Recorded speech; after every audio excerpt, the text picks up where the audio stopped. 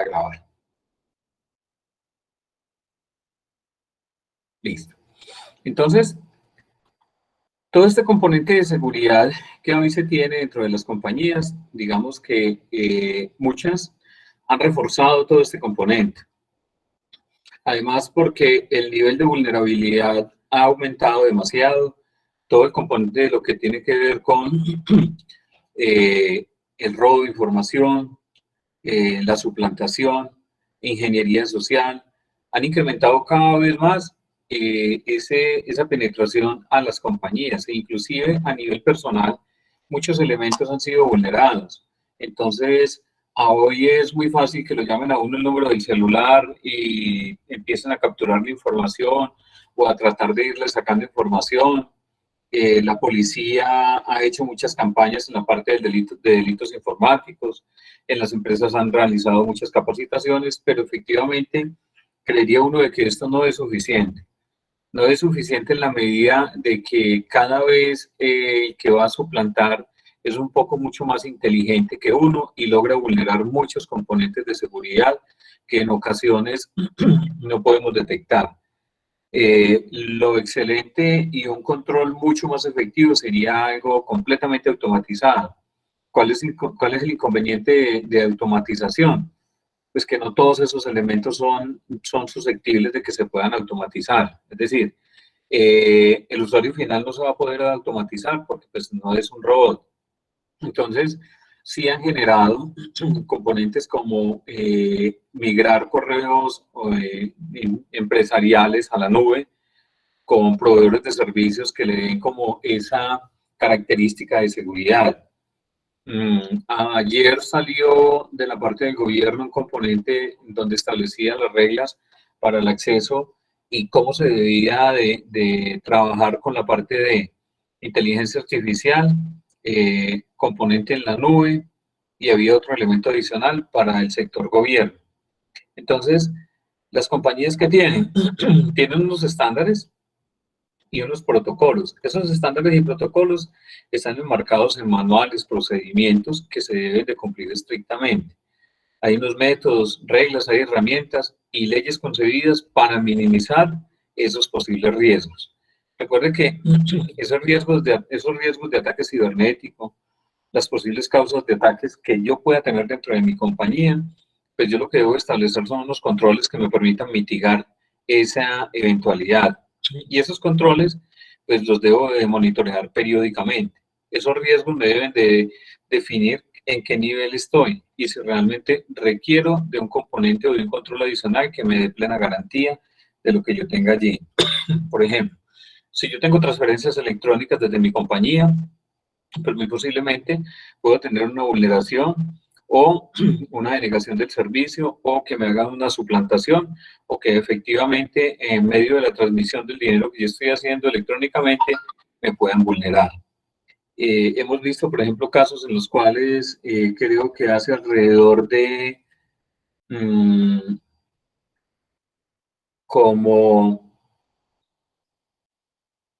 un mes o 2 meses, efectivamente se llevaron alrededor de 25.000 millones de pesos de unas cuentas bancarias y eso ocasionó pues una pérdida económica bastante grande en la empresa. Y ¿cómo me protejo de ese componente? Efectivamente, pues cuando yo me veo vulnerado, la idea de poder tener una protección suficiente es poder generar, digamos, una póliza. Cuando yo el control que tengo lo puedo automatizar y llevarlo casi a cero, pues es lo opcional. Cuando efectivamente ese riesgo sigue latente y efectivamente no lo puedo controlar, pues yo lo que hago es que lo traslado. Y una forma de trasladarlo a un tercero es colocando una póliza. Efectivamente, hoy existen pólizas de riesgo de infidelidad financiera en las compañías que de una u otra forma me protegen en la eventualidad de la cual ocurra algún siniestro como estos. Entonces, esto quiere decir que muchas empresas hoy para los pagos electrónicos pues tienen unos avales que son pólizas de ese tipo que de cierta forma le dan una garantía a su proceso. efectivamente tengo ahí digamos, un colchón de pérdida en dinero, que es básicamente el componente que no me va a cubrir la póliza, porque ellos cubren hasta un porcentaje y hay un deducible que básicamente pierde la compañía o deja de recibir ese ingreso. Entonces, a hoy, también para todo el componente cibernético ya están escribiendo una cantidad de pólizas que de cierta forma digamos, me protegen y me dan una garantía ante todo esto. Hay un componente crítico que es la información. Esa información sí no me la aseguran. Además, porque valorar una información en una compañía es muy complejo. ¿Cuánto vale la información que tengo en mi disco duro? Pues es incalculable. Entonces, por eso esa información por lo general nunca me la van a asegurar. Y la seguridad informática comprende ¿qué? Bases de datos, metadatos y archivos y todo el componente de hardware como los firewall que me permiten que esa empresa se blinde de cierta forma. Hay que hacer una valoración de esos riesgos para poder mirar cuál es el estado que hoy tienen y cómo es que efectivamente se comprenden o están allí dentro de todos esos elementos. Entonces, hay una información confidencial, además porque esta seguridad informática, de cierta forma, digamos que está apoyada por un componente legal. Ese apoyo de ese componente legal es de cumplimiento. Entonces, por ejemplo, la parte de confidencialidad, cuando esa información llega a manos de otro, pues yo tengo que cubrirlo con base a la política de protección de datos personales. Entonces, si de una u otra forma mi información en la compañía llega a ser vulnerada y esa confidencialidad de los datos que yo tenía de las personas, digamos que se llevaron una información sensible. Es que información sensible se me llevaron. Ah, bueno, se me llevaron entonces fotos, videos, componente de las huellas como tal. Ese componente es confidencial. Entonces, al ver vulnerada mi información, y al estar inmerso en el cumplimiento de una ley del gobierno, yo tengo que ejecutar un procedimiento. Si tengo mis bases de datos registradas ante la Superintendencia de Industria y Comercio, tengo que ejecutar un procedimiento de poder establecer allí y registrar qué fue lo que me sucedió dentro de mi sistema de información y mirar qué controles adicionales le voy a colocar para que ese componente no me vuelva a ocurrir. Asimismo, hay otra cantidad de información que efectivamente se vuelve crucial dentro de la compañía. Entonces, no todas las personas pueden tener acceso a los sistemas de información, los niveles de información y de consultas no deben de ser los mismos para toda la compañía. Y así sucesivamente hay un componente legal que efectivamente debe estar inmerso y que debe cumplir como empresa. Ese análisis de riesgos, ¿hasta allí hay alguna pregunta? No, profesor, el momento no. El análisis de riesgos hay que hacerlo. Hoy la mayoría de las compañías tienen entonces un análisis de riesgos. Ese análisis de riesgos básicamente pues obedece a que debe cumplir con un ciclo PHBA, planear, hacer, verificar y actuar. Y lo que me permite evaluar es, bueno, cuáles son esas posibles amenazas que yo voy a tener y cuál es la probabilidad de que esas amenazas se me materialicen y qué controles tengo para que esa materialización no se me vaya a efectuar. En el análisis de riesgos, por lo general, siempre hay dos tipos de evaluaciones. Un tipo de evaluación que se realiza sin controles, es decir, yo evidencio que efectivamente tengo un riesgo, supongamos, de ciberataque. Entonces, si yo lo evalúo sin controles, ¿qué tanta posibilidad tengo de que me hagan un ataque cibernético? Pues muy alto. Pero cuando empiezo a implementar controles o empiezo a utilizar los controles, pues básicamente eso empieza a disminuir. Entonces, bueno, para el ciberataque, entonces, ¿qué controles debería de tener? Ah, bueno, tengo unas políticas de seguridad informática, hago un monitoreo del firewall, qué ataques he recibido, hago un pentesting anualmente, y todos esos elementos, en últimas, me van a permitir entonces evidenciar cuánto ha mejorado mi control. Y esa mejora que se evalúa desde cero controles hasta tener los controles es lo que se llama riesgo residual. Ese riesgo residual es el que efectivamente me va a quedar después de evaluar controles y que no voy a poder proteger dentro de mi compañía. Hoy las compañías hacen análisis de riesgos periódicamente, pero sobre riesgos estratégicos que impactan la compañía. No todos los riesgos, porque en ocasiones se vuelven inmanejables. Yo tengo riesgos operativos, pero tengo unos riesgos estratégicos dentro de mi compañía que sí me van a impactar a un nivel superior. No evalúo aquí, por ejemplo, los riesgos de seguridad y salud en el trabajo. No, es otro componente que lo debo evaluar y es un impacto totalmente diferente. Dentro de esto, entonces, hay unos elementos de un sistema de información y esos elementos, pues ya de cierta forma habíamos evaluado algo. Yo tengo unas bases de datos, las cuales se alimentan a través del usuario por medio de unas transacciones. Esas bases de datos me generan unos informes con un proceso de información. Entonces me dice, venga, base de datos es donde se almacena toda la información que se requiere para la toma de decisiones. La información se organiza en registros específicos e identificables. Y las transacciones corresponden a todos los elementos de la interfaz que permiten al usuario consultar, agregar, modificar. Los informes, pues básicamente es poder extraer desde allí la información ya de una forma completa y ordenada. El proceso son todos los elementos que de acuerdo a una lógica predefinida tienen información de la base de datos y generan nuevos registros de información. Cada que yo tengo un ingreso de datos a mi sistema de información, pues lo que debo obtener es un proceso para obtener una salida. El usuario pues identifica a todas las personas que interactúan con el sistema. Esto incluye desde el máximo nivel ejecutivo que recibe informes de estadísticos, estados de pérdidas y ganancias, toda la información procesada, hasta el usuario operativo que básicamente es el que registra o el que recolecta toda la información. Esos procedimientos administrativos pues, comprenden básicamente todo el conjunto de reglas y políticas que hay dentro de una organización que le permiten que esté trabajando sobre un contexto de control y de administración que le garanticen a la compañía que están cumpliendo con todos los estándares que se han definido. Esos estándares como cuáles, pues asegurarse que nunca bajo ninguna circunstancia un usuario tenga acceso directo a una base de datos, que los usuarios tengan unos permisos, que tengan unas parametrizaciones, que tengan unas autorizaciones dentro de los sistemas. No todos pueden ingresar allá y hacer lo que necesiten realizar. Entonces habrán algunos que permiten registrar información, otros consultar información, otros inclusive no tienen ningún acceso. Existen unas técnicas entonces de aseguramiento de esos sistemas, codificar la información, lo que tiene que ver con criptografía o criptología. Entonces, básicamente, son elementos de control que le permiten, de cierta forma, a la compañía blindarse. No sé si han visto, por ejemplo, cuando usted va a ingresar, por ejemplo, en ocasiones a unos portales, cuando usted digita el usuario, si usted copia la contraseña y él la deja pegar en el cuadrito donde usted debe registrar la información de la contraseña, para mí eso es pues un acceso que no tiene un control.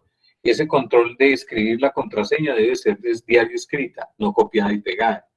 Entonces, si usted ve, por ejemplo, en algunas páginas web o en entidades financieras, él no permite pegar allá, permite que usted pueda solo registrar la información. Consideraciones de software.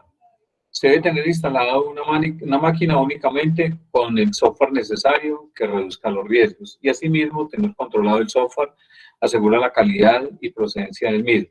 Hoy en las compañías hay yo diría que una gran fortaleza y es que los usuarios ya como son usuarios de una red y que se loguean a un dominio interno de una compañía, ese componente permite de que esos usuarios se logueen y solamente pueda ingresar usted como un usuario normal dentro de su equipo de cómputo. Quiere decir eso que usted tiene restricciones de instalación de programas, de consulta de archivos, etcétera, porque ese usuario efectivamente ha sido contrarrestado o comparado o validado contra un dominio de la compañía. Y eso me garantiza de que no voy a tener problemas de legalidad, es decir, que no me van a instalar software pirata, que no me vayan a reinstalar cosas que no podemos utilizar dentro de eso. Además, porque ese es un nivel de contagio bastante alto.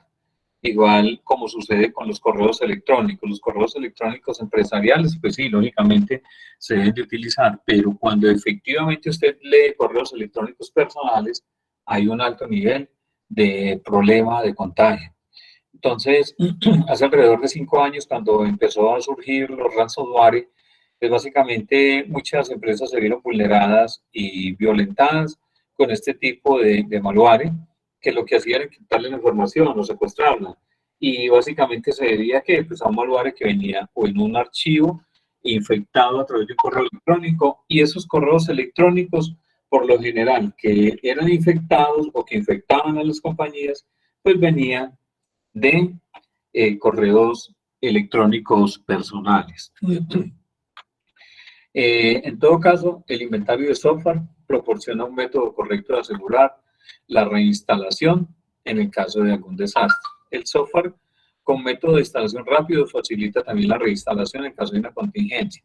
Y existe software que es conocido por la cantidad de agujeros de seguridad que introduce. Y básicamente lo que podemos evidenciar dentro de todo esto es las compañías hoy para los sistemas de información centrales sí tienen una copia, primero, de la base de datos. Dos, tienen una copia de todo lo que tiene que ver con la configuración de los usuarios. Y tres, tienen una copia con la configuración del sistema. Eso me permite que si en la eventualidad de que su sistema se cae, pues usted pueda tener la oportunidad de poder reinstalar o instalarlo en otro servidor y que pueda llevar a cabo su actividad normal.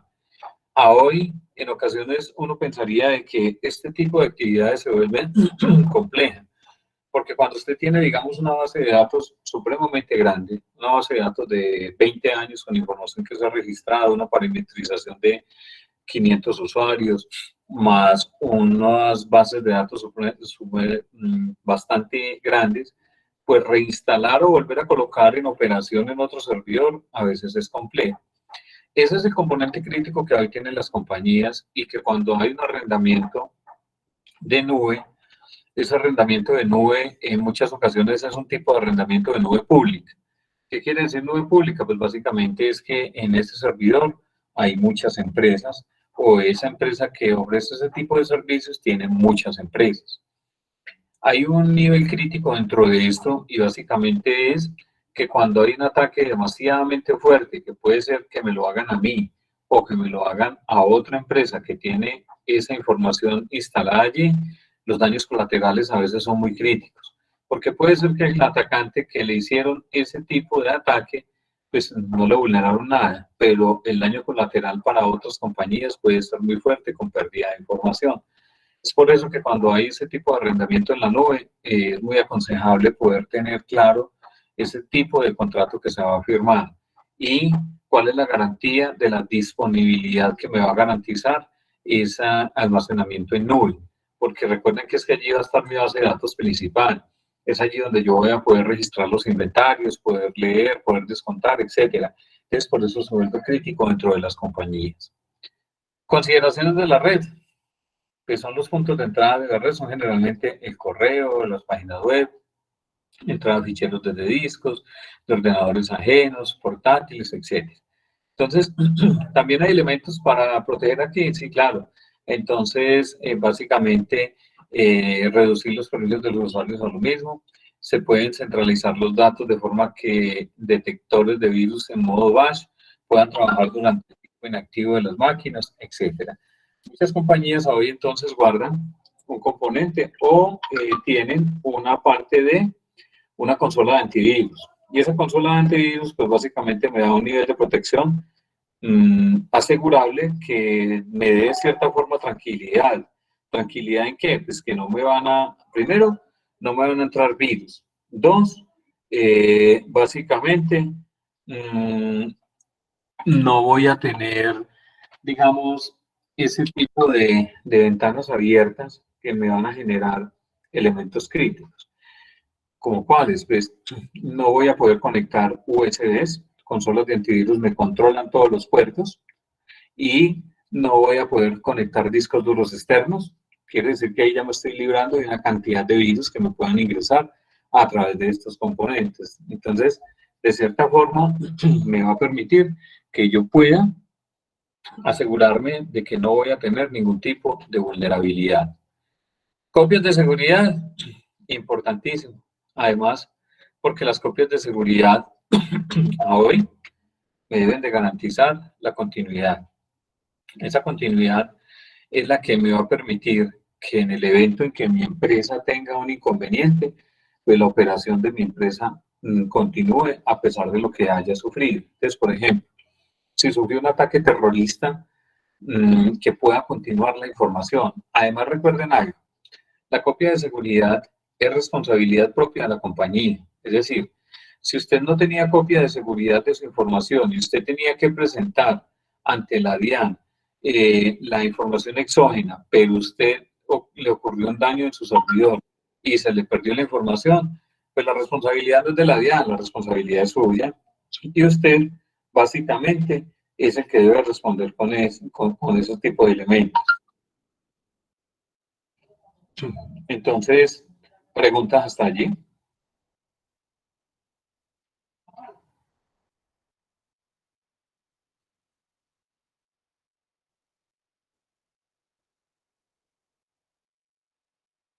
¿Hay alguna pregunta? No, profe. Listo. A hoy, el esquema de copias de seguridad en muchas compañías varía. Lo ideal es que yo pudiese tener una copia dentro de mi empresa, pero en un lugar lejano de donde está el departamento de tecnología. Y en lo posible, en caja fuerte. Debería tener esa misma copia de seguridad por fuera, en algún tercero que me brinde ese tipo de, digamos, de protección. Y esas copias de seguridad deberían de ser incrementales, además de la copia en la nube que tenga. Incrementales, ¿qué quiere decir? Pues si tengo Oracle, pues básicamente es hacer copia de los red logs que me permitan que la información, si de un momento a otro se cae, pues que efectivamente yo la pueda recuperar. Entonces, si mi base de datos se me cayó a las 3 de la tarde, pero yo tenía copia hasta las 2, quiere decir que yo puedo recuperar todo lo que había desde el día anterior hasta las 2 de la tarde, y lo que se me va a perder o lo que no va a ser accesible es de 2 a 3 de la tarde, que es mucho más fácil de cierta forma recuperar. Pero cuando hay tantos procesos dentro de una compañía que están registrando información, efectivamente la pérdida de información puede ser relativamente alta. Es decir, yo tengo el proceso financiero contable, tengo el proceso de compras, de tesorería, tengo el proceso de logística de suministro, de distribución, tengo la nómina, tengo una cantidad de procesos que están haciendo una cantidad de registros. Y esto obedece a que básicamente lo que se me pierda, a pesar de ser poco, pues va a ser muy importante. Porque asúmase que entonces usted está liquidando la nómina y están registrando toda la parte de producción y están haciendo pagos electrónicos. Son 3 procesos críticos dentro de esos en los cuales hay una vulnerabilidad en la pérdida de información. Red LAN significa entonces pues todo el componente del contexto de varios servidores o periféricos que yo voy a conectar. Aquí básicamente existe entonces el elemento crítico de las conexiones o el prestador de servicios que me ofrece esa interconectividad en la nube. Problema, pues cuando tengamos inconvenientes de ese tipo de conexión, ¿cómo voy a acceder a la información que tengo en la nube? Es un riesgo que tengo que evaluar, es una probabilidad que tengo que tener presente, además porque eso involucra muchos elementos que de cierta forma me impactan a mi compañía. Si yo no tengo acceso a la nube, pues voy a tener inconvenientes. Además, en muchas empresas lo que hacen es tener entonces fuera de la nube, pues un servidor in-house conectado por redes LAN que me permitan de cierta forma sostener mi sistema mientras que me vuelve el internet o mientras que la comunicación vuelve y se restablece. Controles de seguridad informática. Básicamente entonces me dice que es toda la información que está básicamente en el área de informática, que se enfoca en proteger la infraestructura computacional. Esa protección de la infraestructura computacional obedece a que los centros de cómputo tienen que tener unas características. Cuando son de una compañía, digamos que pues, tienen unas características de protección, pero el nivel de seguridad debería de ser muy similar al que pueda tener un centro de datos de almacenamiento como el de Triara de Claro, o como cualquier otro centro de datos que dé plena seguridad. ¿Qué quiere decir? Pues debe haber control de movimiento, deben de existir cámaras de filmación, deben de existir accesos restringidos a los servidores, debe de ser un elemento blindado, no puede tener ni piso ni techo falso, es decir, tiene que cumplir con unas características que le den plena claridad de seguridad. Pero en muchas ocasiones, cuando uno va a evaluar ese tipo de componentes, no se tiene de esa forma. Y existe un riesgo alto y latente con respecto a eso. Entonces, son todos estos elementos que de una u otra forma tenemos que empezar a proteger y que debemos de tener una certificación de cumplimiento de ese tipo de seguridad en cuanto a la infraestructura computacional. Ese componente también va un poco más allá. ¿Cómo protegemos entonces los equipos portátiles? Que no se nos los roben. ¿Cómo protegemos los equipos físicos que están en las oficinas que no tengan vulnerabilidades? Entonces, a esos elementos también debe de dársele un alcance. Para ello existe una serie de estándares, protocolos, métodos, reglas, herramientas y leyes concebidas para minimizar los posibles riesgos a la infraestructura o a la información. Y a la seguridad informática básicamente se compone de ¿qué? Pues de software y algunos componentes de hardware que me van a permitir un aseguramiento de mi sistema de información. La definición de seguridad de la información no debe ser confundida con la seguridad informática, ya que esta última solo se encarga de la seguridad del medio informático, pero la información puede encontrarse en diferentes medios o formas, no solo en medios informáticos. Recuerda que yo puedo tener información en medios físicos, carpetas, archivos, etcétera, que también deben de cumplir con una característica de seguridad. La seguridad informática es la disciplina que se ocupa de diseñar las normas, procedimientos, métodos y técnicas destinadas a conseguir un sistema de información seguro, confiable y robusto. Puesto simple, la seguridad en un ambiente de red es habilidad de identificar y eliminar vulnerabilidades. Una definición general de seguridad debe también una definición general de seguridad debe también poner atención a las necesidades de salvaguardar la ventaja organizacional, incluyendo información y equipos físicos, tales como los mismos computadores. Nadie a cargo de seguridad debe determinar quién y cuándo puede tomar acciones apropiadas sobre un ítem en específico.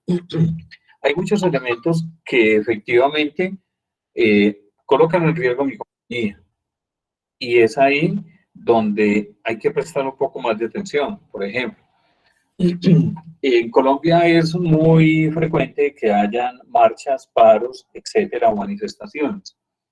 De cierta forma eso vulnera mi sistema de información. Hemos visto cómo los manifestantes han dañado cajeros, han entrado a negocios, han dañado equipos, etcétera. Esa parte del vandalismo es muy complejo. ¿Y cómo protejo mi sistema de información? Pues tengo que tener entonces una copia de seguridad que me dé plena garantía de continuidad de mi negocio. Tipo de sistemas de información, entonces tenemos los sistemas de procesamiento de transacciones, de información gerencial y de toma de decisiones. Sobre todo eso, entonces hay un componente bastante alto y es el componente de la sociedad que básicamente está inmerso sobre esto, sobre todos los sistemas de información. Y hay un componente que es la ética. La ética es una disciplina filosófica que estudia el bien y el mal y sus relaciones con la moral y el comportamiento humano. La ética es una ciencia que tiene por objeto de estudio a la moral y a la conducta humana. Su objetivo principal tiene que ver con el cómo debe ser y comportarse de las personas humanas y qué principios deben conservarse y practicarse para tener una sana convivencia. De ahí entonces que el diseño de los sistemas de información se hace necesario tener presente los diferentes marcos legales que permiten a hoy proteger la información. Este componente ético viene básicamente desde la cultura y desde lo que nos han inculcado en la casa. Entonces, esa componente moral o que nos han dado en nuestros hogares son los pilares fundamentales que nos permiten llegar al nivel donde estamos como profesionales o como formación de profesionales que hoy estamos desarrollando. Hoy en Colombia existe un componente de código de ética. Ese componente de código de ética obedece a un decreto de la Ley 1273 de 2009 que nos permite y que básicamente permite establecer unos lineamientos. Esos lineamientos van enfocados básicamente con un componente de piratería de software. Nuestra cultura regional y de país nos ha conllevado a que este componente de piratería de software crezca, que no llegue a niveles como normales dentro de lo que se debería establecer. Y pues efectivamente vemos que hay muchas personas que copian películas, instalan el software ilegal, hacen descargas de música, de fotos, libros, una cantidad de cosas. Esos elementos vistos dentro de la parte del componente de ética no son bien vistos. Hoy las compañías están obligadas, según los montos de activos que tengan o los ingresos, deben de tener un código de ética empresarial. En muchas compañías se llama un programa de ética empresarial. ¿Qué es ese programa de ética empresarial? Pues es el componente que va a brindar transparencia, claridad en las cosas, las transacciones, que efectivamente eso se vea desde el más alto nivel hasta el más bajo nivel. Entonces, todos estos elementos permiten de que podamos estar al menos al margen de todos los componentes que debemos de ejecutar y llevar. ¿Preguntas hasta acá?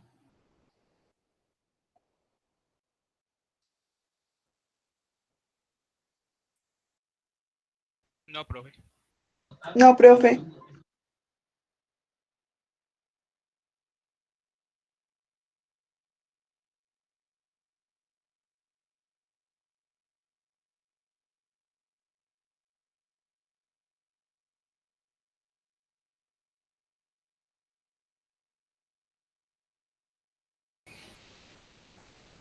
Profe, si de pronto está hablando, tiene el audio muteado.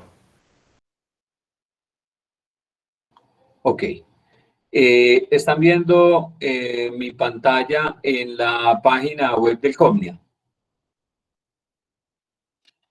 Sí, profe. Sí, profe. El COMNIA es el Consejo Profesional Nacional de Ingeniería. Es el que regula todas las profesiones como ingenieros de sistemas.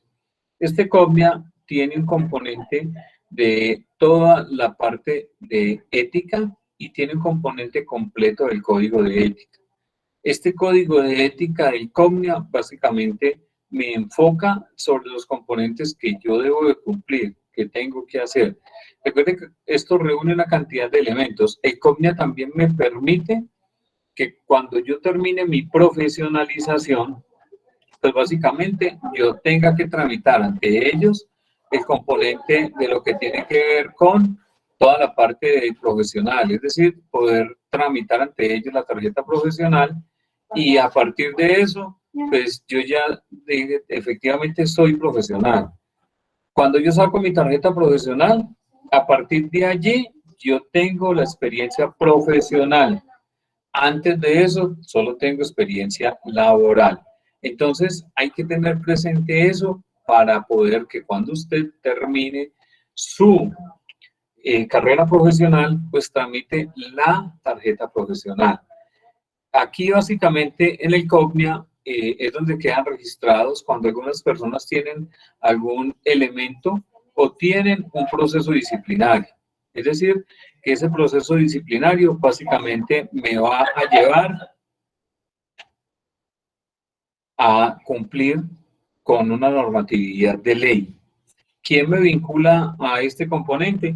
Pues básicamente el consejo o los consejos que regulan todas las profesiones básicamente están inmersos en hacerle seguimiento y control a esto. Entonces, aquí están todos los componentes de las citaciones, notificaciones judiciales que se le han hecho básicamente a la mayoría de los profesionales. Y aquí podemos ver, por ejemplo, algunas.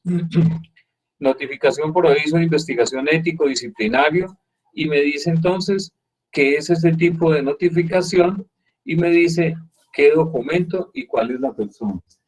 Estos elementos establecen unas sanciones. Esas sanciones pueden estar en multas, en cancelación de la tarjeta profesional o en el componente de dejar ese profesional con un tiempo establecido de que no pueda ejercer su actividad como tal. Entonces, aquí están, por ejemplo, los elementos. Entonces, aquí dice que hay una investigación preliminar ética y disciplinaria para el elemento que hay allí. Entonces, ¿qué requiero de este componente que ustedes están viendo aquí dentro de la parte del COGNI? Uno es que descarguemos de aquí, de la página del COGNIA, el código de ética. Y ese código de ética, entonces, le hagamos una lectura para la siguiente clase. Aquí está el código de ética, entonces la idea es que usted lo descargue y que leamos cuáles son las partes más importantes de ese código de ética, qué tenemos de duda, y entonces la idea es que en la siguiente clase hagamos una especie de mesa redonda y que cada uno genere entonces sus aportes, sus inquietudes y que las podamos resolver dentro de esto. ¿Claro entonces hasta allí? Profe, ¿será que nos puede compartir ese link al chat, por favor? Claro que sí.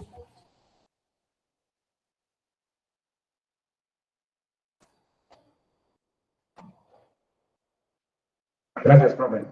Ahí está el link entonces. Bueno.